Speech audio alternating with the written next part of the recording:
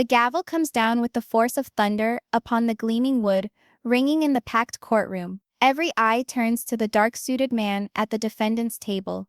Kody Brown, the erstwhile charming kingpin of sister wives. By his side stands Robyn, his final wife and now, his most polarizing supporter, grasping a shaking pile of papers. The offense? A stunning $10 million lawsuit that could bring down not just their wealth, but the entire reputation they've constructed. It's a tableau that no one ever envisioned. Cameramen forbidden, journalists excluded.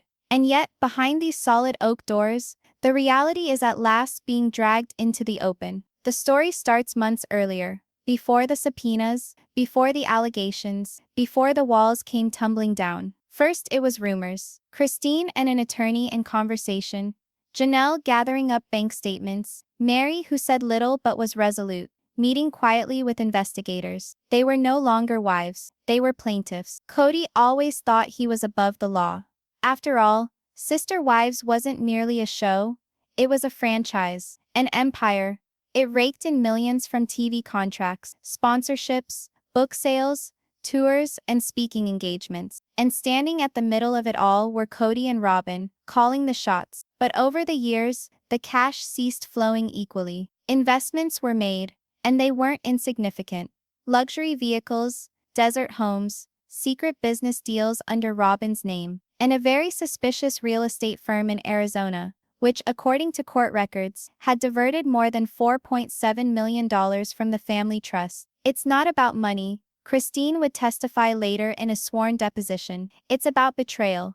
The betrayal wasn't monetary, it was a personal one. The three women who had once constructed a life with Kody now accused him of coercing them into signing property deeds, transferred ownership of Coyote Pass to shell companies, and concealed income from sister wives' royalties, all while assuring them the family was broke. For Meri, the news was heartbreaking. For years she'd suffered in front of people, the catfishing ordeal, the emotional abuse, the estrangement.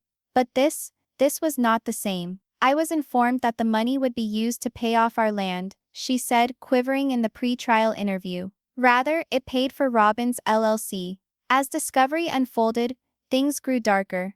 Janelle, typically the peacemaker, produced bank statements showing money withdrawn without consent. Christine uncovered emails showing Kody and Robyn negotiating a lucrative land deal in Flagstaff, in their names only. And Meri's lawyer discovered that Robyn's online boutique had received family trust funds as investments, with no repayment terms. The proof was incriminating. What had been derisively referred to as family drama was now legal fraud in the eyes of the law. "We built this kingdom together," Christine's lawyer asserted in the opening address, but Kody and Robyn determined they owned it all by themselves. But the courtroom is not just about facts, it's about what people believe. And Kody, always the performer, wasn't going down without a battle. He appeared for the first hearing in a crisp suit, his hair perfectly coiffed, showing the same charming smile that won over millions of viewers. But the smile waver: breach of fiduciary duty, misappropriation of marital assets, fraudulent transfer of property, intentional infliction of emotional distress. The plaintiffs, his former wives, were seeking a $10 million judgment. "We're not enemies," Kody told reporters as he exited the courthouse that day. "We're still family. And families fight." But even he knew, this was no family fight anymore. Behind closed doors, Robyn was coming apart. She had constructed her whole future around the conviction that Kody's vision was inviolable, that their plural marriage, their business empire, their brand would endure forever. Now every stroke of a signature, every transfer, every expenditure was subject to scrutiny in a court of law. Her boutique might be confiscated. Their home might be auctioned off. Their accounts might be frozen. "I never thought it would end like this," she breathed in a moment of weakness. "Not at the hands of them." Yet betrayal slices deepest when it is delivered by the hands of the ones who loved you. The tension in the courtroom was palpable. Christine's lawyer interrogated Kody about a $2.1 million withdrawal from the family account. Janelle's attorney read text messages in which Kody assured equal shares, messages that contradicted all the documents he signed. And Meri, normally poker-faced, wept openly when presented with a deed transfer removing her name from Coyote Pass without her approval. The judge's face told the story. What had started as a tangled family dispute was soon becoming a legal nightmare. one that would ruin Kody and Robyn, devastate their reputation, and reveal years of fiscal dishonesty. Mr. Brown, the judge intoned at the conclusion of the first hearing, this court will get to the bottom of this, whether you want it to or not. And deep inside, Kody knew, the truth was much more deadly than the lies. If you believe the deceit stops here, you're about to be proved mistaken. What none of them had understood was that the most incendiary proof had not even been revealed yet.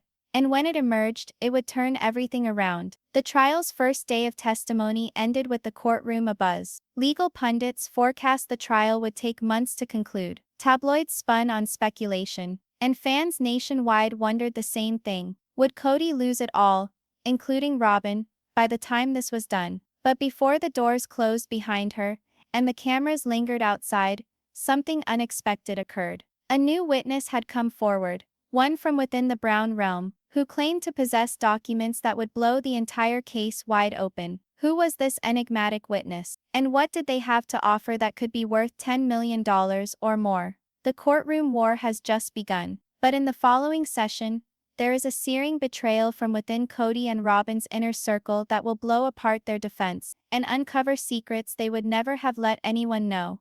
The courtroom feels chillier today. It's not the air conditioning, it's the atmosphere. Kody sits with his jaw set, glancing nervously towards the gallery. Robyn's fingers are shaking ever so slightly as she fumbles papers in front of her.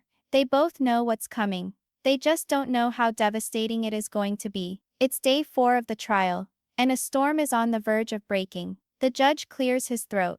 The plaintiffs may call their next witness. Christine stands up, gaze fixed on Kody. For years she ate with him, raised children, trusted him. Today, however, there is no warmth. There is only determination. Your Honor, she continues, we call Hannah Lewis to the stand. A ripple of murmurs goes through the room. Kody pales. Robyn's mouth opens in silent shock. Hannah was their previous financial advisor. She had served the Browns for almost a decade, handling tax returns, investment accounts, and property transfers. When she quit the family suddenly 2 years ago, Kody explained it away as a business decision. But now it is obvious Hannah didn't quit. She left because she knew too much. As she takes the stand, the air is thick with tension. Even the lawyers appear to catch their breath.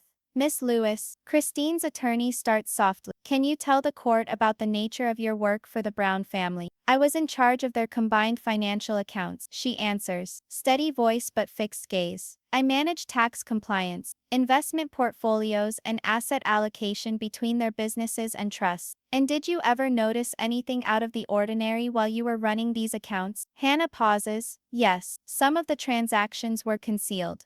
Buried really. Transactions that didn't fit the descriptions I had been told. The room explodes. Kody pounds his fist on the table. Objection, his lawyer shouts. Speculative? Sustained, the judge threatened. But the damage is already done. The jury is leaning forward now, starved for more. Hannah opens a manila folder and produces copies of wire transfers. Hundreds of pages. These demonstrate more than $2.8 million transferred out of the family trust into a business registered in Nevada. And that company belonged only to Robyn Brown. The courtroom gasps. Robyn drops her head. Tears well up.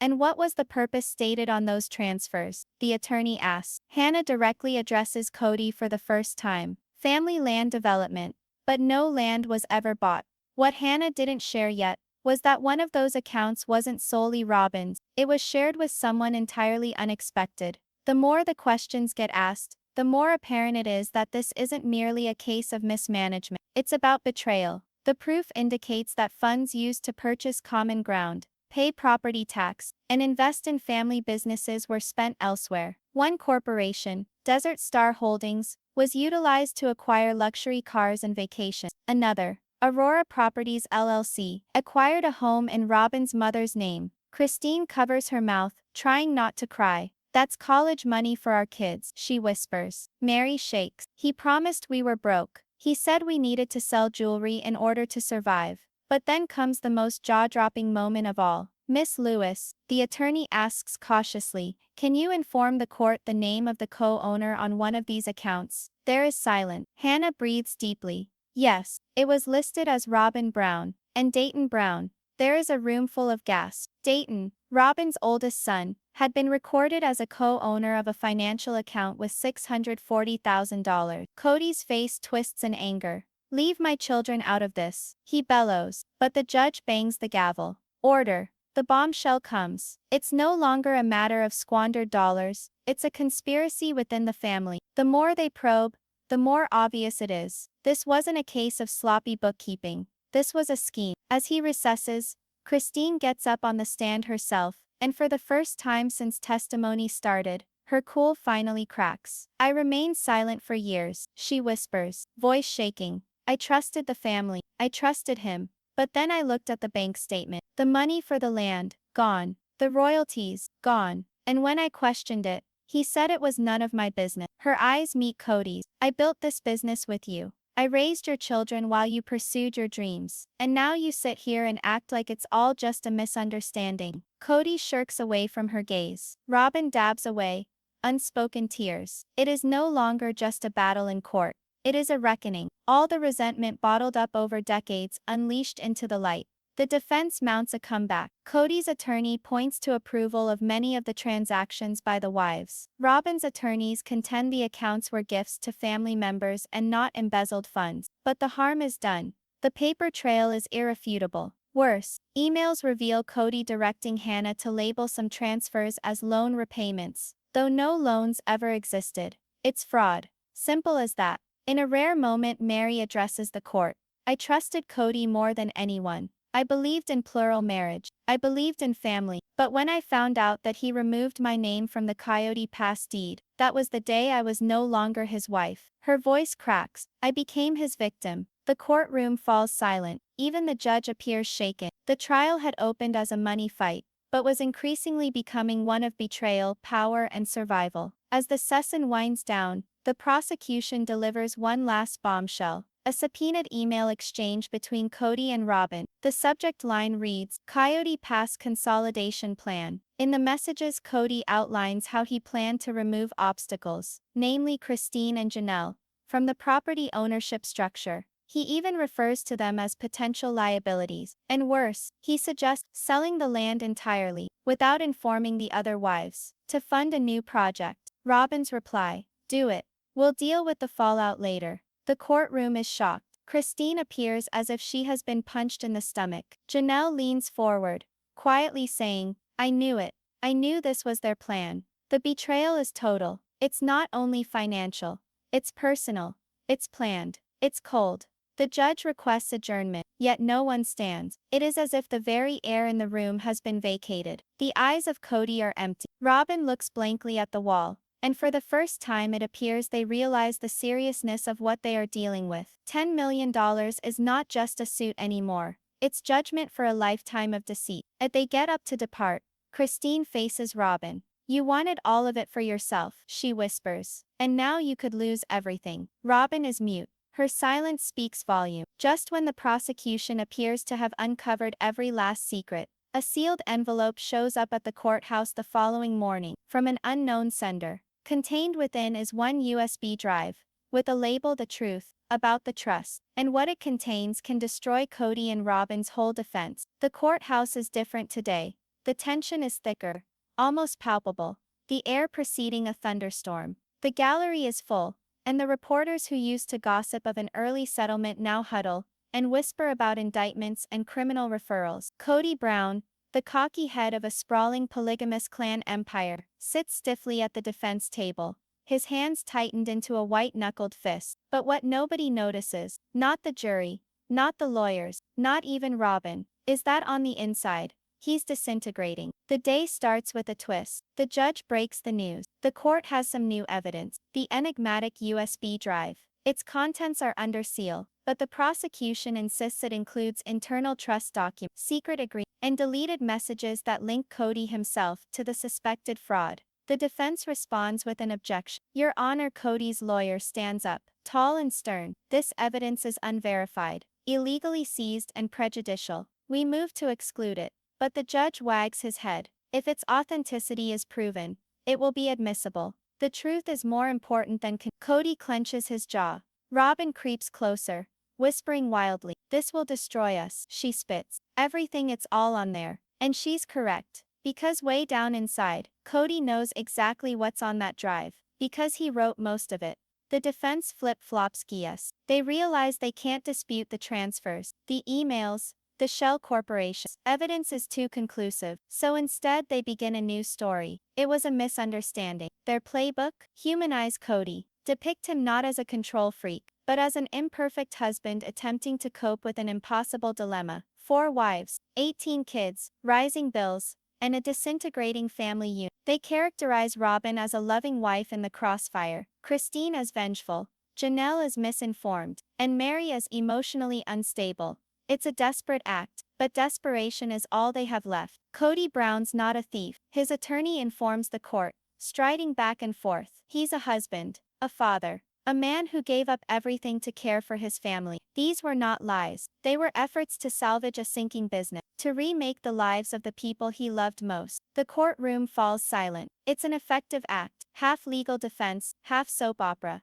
But Christine's lawyer is not deceived. Save them, he shoots back on cross-examination. Or control them. Tension reaches a peak in the room. Kody rises to his feet for the first time. Everyone's eyes turn to him. The man who once paraded around television sets with the air of a proud patriarch now appears drained. His voice shakes just a little as he starts speaking. I never intended to hurt anybody, he says. I thought I was keeping the family safe. I made choices I felt were best, not for me, but for us all. The prosecutor advances. Did you deposit $2.8 million in a bank account in the name of Robyn Brown? Yes. Did you have Meri Brown's name taken off the Coyote Pass without asking her first? Yes. Did you call Christine and Janelle liabilities in a confidential email? Kody pauses. Yes. And did you plan to sell the property without them knowing? Silent. He clenches his jaw. I thought about it. The room explodes. Gasp. Whisper. Even the judge's eyebrows go up slightly. The revelation is crushing, but the greatest harm isn't what Kody admits. It's what he attempts to rationalize. Cody's tone changes. It is no longer remorseful. It is defensive, near anger. You have to get it, he says, raising his voice. They left me. They left the family. Christine walked out. Janelle did the same. Meri turned her back on all that we created. Robyn and I were the only ones left trying to keep it together. The prosecutor's eyes harden. So you think that makes it okay to move millions of dollars without their permission? It wasn't their money anymore. Kody burst. They quit. They gave up. Gasp after gasp resounds through the gallery. Robyn turns white. His lawyer hides his face in his hand. The breakdown is occurring, live, before the jury. Christine shakes her head in amazement. That's not how it works, Kody, she whispers, not quite audible. The prosecutor pushes harder. You're saying that just because they emotionally left, they forfeited their legal right to property that they contributed to? I'm saying, Kody growls, that I was the one who contributed. I was the one who made it work. Without me, there is no family. It's the last thing he could have said. Because in that instant, the mask slips, and the jury beholds not a misunderstood father, but a man racked with ego and control. Kody's statement wasn't a defense, it was a confession of motive. The meltdown. When he is cross-examined, he attacks Christine, saying she is vindictive. He attacks Janelle for manipulating the narrative. He goes so far as to say Meri wanted revenge, because their marriage had ended in failure. Every word deepens the hole.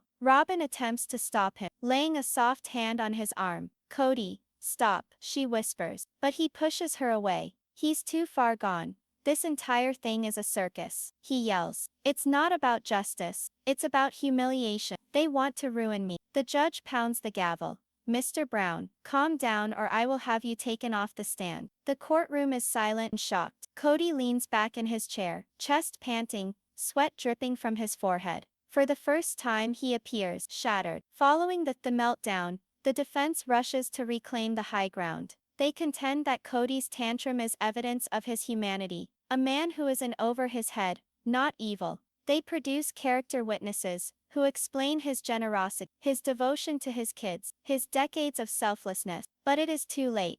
The prosecution's tale, one of greed, domination, and deceit, is now burned into the minds of the jury. And to top it all off, as if the day just wasn't bad enough, The files on the USB drive are finally exposed. It's worse than anyone can imagine. The documents reveal draft agreements for selling Coyote Pass without the knowledge of the other wives. They reveal clandestine communications with real estate developers. They even contain a document entitled Brown Legacy LLC Owner Structure, with only Kody and Robyn as owner. Christine bursts into tears. Janelle stands there with her eyes wide open, shocked. Meri covers her face with her hands. And Robyn shakes uncontrollably, because secretly, even she didn't realize the extent of what Kody was plotting. The more proof that comes out, the more evident it is. This wasn't mismanagement. This was betrayal with intent. The judge demands adjournment, but no one gets up.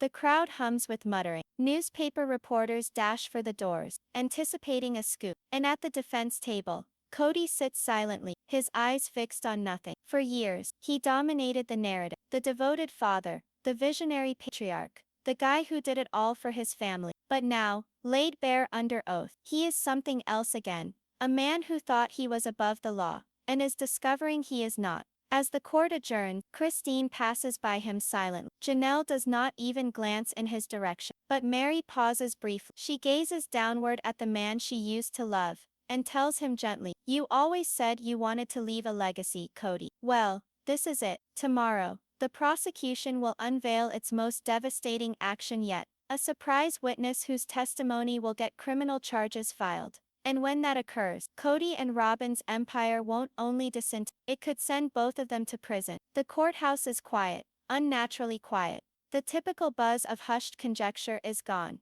replaced by an air of tension so thick it feels as though it's sinking in around them all. This is the day everyone's been anticipating. The day the woman at the heart of it all, Robyn Brown, steps into the witness stand. She's been the silent figure at Kody's side for weeks, holding his hand, nodding when he talked, weeping when charges were too much to bear. To the world, she was the devoted wife, the woman who stood by her man as the others deserted him. But today, the prosecution will attempt to demonstrate something entirely different, that Robyn wasn't merely an observer. She was a co-conspirator. When her name is called, Robyn pauses. Her legs weigh as lead as she makes her way to the witness stand. Cameras would have devoured this moment. The woman many fans previously believed to be the favorite wife, now compelled to account for the dynasty had helped create. But no cameras exist. No, only silent eyes and judgment. She takes the oath, her voice a whisper. She sits and looks at Kody. He nods slightly, a quiet cue, stay on script. But Robyn's eyes give her away. They already brim with tears. The prosector moves cautiously. "Mrs. Brown," he starts softly, "you've been referred to as the heart of this family. Do you think that's true?" Robyn takes a shaky breath. "I tried to be. I wanted everyone to feel safe." "Safe," the prosecutor says. "Do you think your actions made them feel safe?" She swallows. "I don't know anymore." The questioning begins gently. Background, timeline, little things. But it quickly turns pointed. "Did you oversee any of the family business?" "Yes." "Were you able to access the family trust?" "Yes." "Did you make any financial transactions without Meri's knowledge, Christine's knowledge, or Janelle's knowledge?" Her fingers twist anxiously in her lap. "Yes. But only when Kody instructed." Gasps circulate through the courtroom. Kody's head whips around to stare at her, his face a mixture of incredulity and outrage. And with that, Robyn starts to distance herself from Kody, piece by piece, truth by painful truth. The prosecutor comes in closer. "Mrs. Brown, did you personally gain from those transfers?" Her voice breaks. "I didn't intend to. But yes, go on." She inhales deep. "When Kody and I began Aurora Property, he told me it was for the family. It was about providing for our future," he'd said. "But the accounts, they invested in my boot. They invested in the new home. They even paid for private school for." I rationalized it as family funds being spent on family, but in my heart, I knew others didn't concur. The room is locked in place. Christine glares at her, burning eyes of rage and betrayal. Janelle slowly shakes her head. Meri sits silent, lips set in a thin line. "Mrs. Brown," the prosecutor drills on, "were you aware Meri's name was taken off the Coyote Pass?" I learned about it after." "But you didn't inform her?" "No." "Why not?" Tears flow down Robyn's face. "Because I was afraid. I believed if I spoke up, Kody would view it as betrayal. I believed he'd me too." The courtroom is silent, except for the quiet whimpers of Robyn's crying. It's raw. It's real. And for the first time, it's no longer just the plaintiffs who view her as complicit in the scam. it's the jury as well. The prosecutor turned. Mrs. Brown, can I ask you something about an email you sent on July 8, 2021? The one that closes with the words, "Do it. We'll deal with the fallout later." Robyn blinks her eyes shut. Yes. Who was it directed to? Kody. And what did it mean? The scheme to sell Coyote Pass. The courtroom erupts into whisper. Christine makes a visible gasp. Janelle buries her hand over her mouth. Even the judge leans in a little. Did you know that selling the property without their permission was illegal? Her voice lowers to a whisper. Yes, and you went along with. I didn't want to, but I did. I wanted to defend what we were left. For a moment, Robyn becomes more than a bystander. She becomes an active participant. The prosecution pushes harder. Mrs. Brown, did you ever struggle with the morality of these choices? She glances down at her. Every day. Then why did you go along with? Because I thought if I didn't. The words are suspended there like a confession. And in so many ways, they are. Robyn is not only confessing her part in the financial fraud, she's revealing the poisonous dynamic that led to her action. Love, fear, loyalty, desperation, warped into complicity. And then comes the worst question of all. Mrs. Brown, the prosecutor speaks slowly. Do you think Kody manipulated you? He pauses for so long. Too long. And then finally, she nods. Yes. The courtroom gasps. Kody bangs his fist. That's a lie, he yelled. I never manipulated you. The judge bangs the gavel. Mr. Brown, calm yourself. But Kody is out of control. We were a team, Robyn. We were in this together. Don't you dare stand there.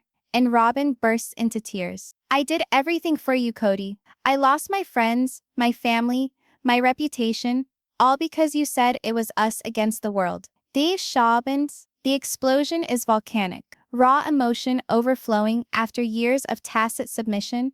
And for the first time, the world gets a glimpse of what actually goes on behind the shining facade of Kody and Robyn's marriage. Fear, manipulation, and control of emotions. The courtroom wasn't seeing merely a trial. It was seeing the breakdown of a marriage based on deception. When order is restored, the prosecutor poses his last question. Mrs. Brown, given everything you know now, do you regret it? Robyn's response is instant. Every second, silent. It's not the kind of silence that fills a room, though it rewrites it. Robyn, who was once the good defense witness, is now the prosecution's star witness. Her testimony has unraveled the defense's story, destroyed Kody's credibility, and changed the tone of the entire trial. Kody slumps forward in his chair, eyes cast straight ahead.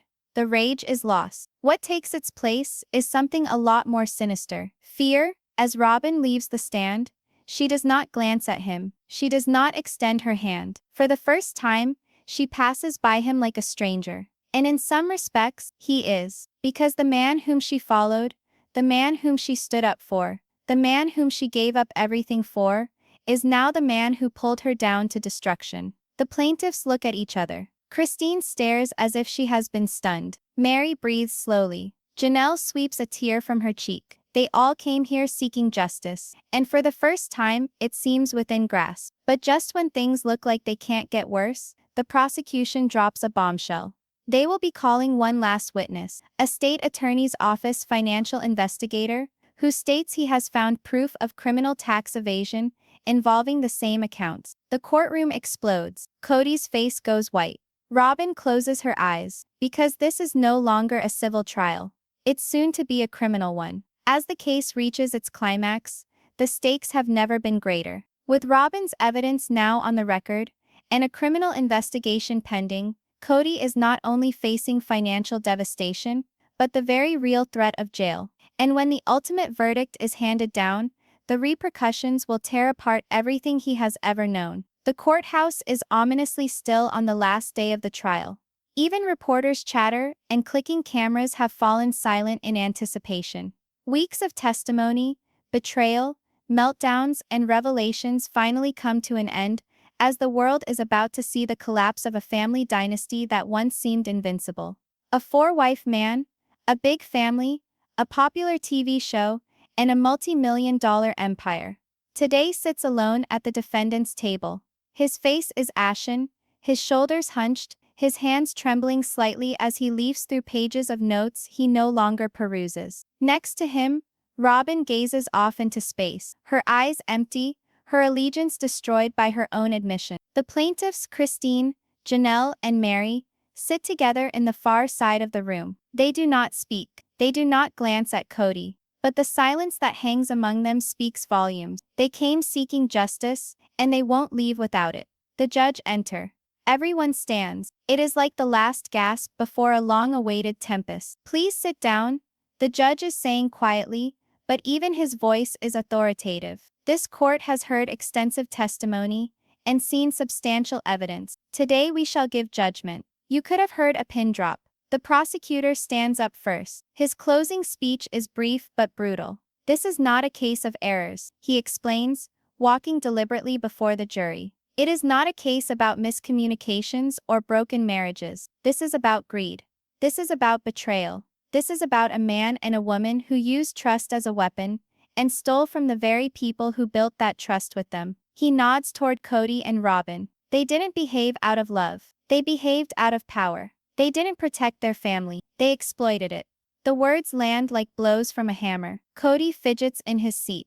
Robyn glares at the floor. This isn't a judgment about money. It's a judgment about trust, betrayal, and the price of unchecked power. Kody's attorney attempts one last time to salvage him. Ladies and gentlemen, he says, his voice shaking just a little. Kody Brown is not a criminal. He's an imperfect man. Yes, a husband who erred, a father who lost his bearings. But he did what he believed was in the best interest of his family. That's not fraud. That's not theft. That's mankind. But the words ring hollow. After all that has been revealed, the secret accounts, the backroom emails, the manipulation, the betrayal, the argument of humanity rings hollow. And 10? The time comes. The judge peers over his glasses. Will the defendant please rise? Kody and Robyn rise. Kody swallows. Robyn grasps the table edge to hold on. In the case of Brown v. Brown, the judge continues. This court holds that the defendants, Kody Wynn Brown and Robyn Alice Brown, are liable for fiduciary duty breach, marital asset misappropriation, and fraudulent transfer of property. The words fall like thunderclaps. The courtroom gasps. Christine buries her face, silently weeping. Janelle lets out a trembling breath. Meri clutches the edge of the bench, tears running down her face. Kody's knees almost buckle. The judge goes on. This court orders the defendants to pay restitution of $10.4 million to the plaintiffs. In addition, because of evidence of intentional fraud, this case will be referred to the state attorney's office for possible criminal prosecution. It's finished. And yet, as far as Kody is concerned, it's just the beginning. The verdict wasn't punishment. It was a public announcement that Kody Brown's empire had been founded on deception. The courtroom erupts into pandemonium. Reporters for the doors. Lawyers rush to ready themselves for the next battle in court. But amidst the commotion, Kody stands immobile, his eyes fixed stiffly ahead, as if the world has ceased to turn. Robyn falls back in her chair, crying freely. I'm sorry, she mutters to nobody in general. I'm so sorry. Christine passes by her silently. Janelle doesn't even glance back. But Meri hesitates for a second. You had it all, she says quietly. And you threw it away. Outside, the courthouse steps are lined with cameras and flashbulbs. The drama is everywhere. Sister Wives' empire crumbles. Kody and Robyn face criminal charges. $10 million judgment rocks TLC stars. But for the individuals involved, this is not about headlines. It's about closure. Christine approaches the podium, her voice firm but shaking. This wasn't about revenge. It was about truth. And today the truth finally came out. At the same time, in a dingy holding room inside a saal, Kody and Robyn sit in silence. For the first time in decades, there are no fanfare, no cameras, no audience, only the ruin of their decision. Kody eventually speaks up. We can appeal, he grumbles. We can fight this. Robyn shakes her head. Fight what, Kody? The truth? He doesn't respond. He can't. Because at his core he knows Robyn is correct. The truth is not something you can appeal. The truth is a mirror. And for the first time, he's being made to stare at his face. The Browns' fall wasn't abrupt. It was the gradual unraveling of a family based on lies, brought finally into the light. Weeks afterward, the repercussions ripple far beyond the courtroom. TLC puts all production of Sister Wives on hold. Sponsors drop out. The Brown family businesses go bankrupt. Kody pass, the dream of creating a communal life. is taken away by the court and sold at auction. The money goes into restitution. Christine uses some of her settlement money to begin a foundation for women exiting controlling relationships. Janelle purchases a new home close to her children. Meri launches the small business she's always wished for. And Robyn? She vanishes from the public eye. Whispers abound that she sought separation, that the stress was too great, that she too has finally left. And as for Kody Brown, the man who once branded himself a visionary leader of a modern plural family, he spends his days conferring with attorneys, gearing up for a criminal trial that might see him in prison. But perhaps the most haunting outcome is neither legal nor monetary. It's psychological. The family, once sprawling, disheveled, and tightly intertwined, now is a scattering of people living apart. The connections they established over decades are dissolved. All that's left is a narrative, one that is both a warning and an epistemology. The final moment of this protracted, agonizing book plays out softly. Christine goes out to Kody Pass one last time before it's sold. She stands at the border of the vacant land, the wind rushing through her hair. This was where their children's children were to grow, where holidays would be spent, where love would reside. Now it's dirt. But for the first time, Christine smiles, because she understands something deep. The future does not have to be exactly like the past. What do you think? Despite everything, the betrayals, the deception, the courtroom war, do you think Kody deserves another chance? Or is this finally the justice the family deserves? Sound off in the comments, and let us know. What would you have done if you'd been standing where they were? But the future of Sister Wives will never be the same. The tale that started out as a vision of love and togetherness ended as a warning about greed, power, and the cost of betrayal.